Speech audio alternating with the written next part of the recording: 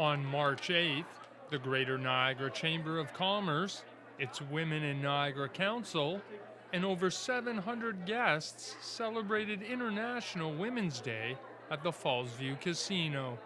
Today we're celebrating International Women's Day. The hashtag is Balance for Better, and it's an event that actually is taking place all around the world and has been actually for over 100 years.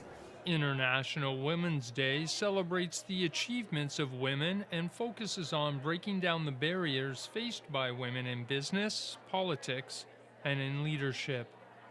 I think as women we have come a long way, especially in the developed world. You look at it and I think it's only been in the last 50 years probably that we've really significantly broken down barriers to education, barriers to politics, in business, in education and other areas. Women today have more choices than they've ever had beforehand, more choices than our grandparents had, our grandmother had, our great-grandmother had.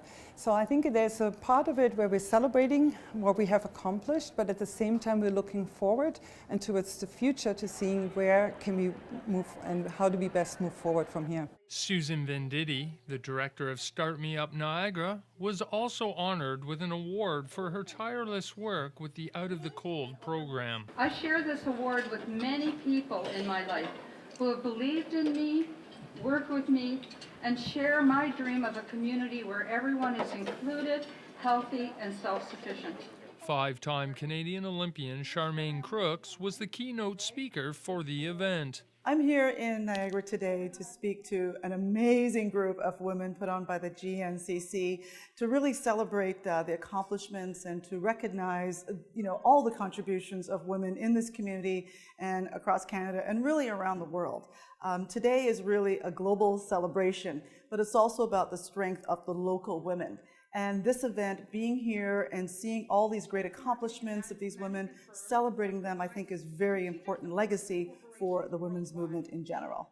We are joined by the millions of women around the globe who are celebrating who we are, what we are becoming, and how the world will be a better place because of our contributions. I think a lot of these women here, the 700 or so, are all accomplished in their own way.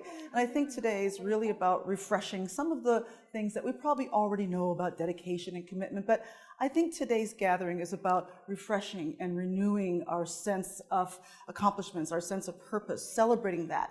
And really realizing that we are not alone, that we have each other to lean on and we have each other to learn on. So Women's Day today here with the 700 women, it's all about that. And those who are today also having Susan being recognized.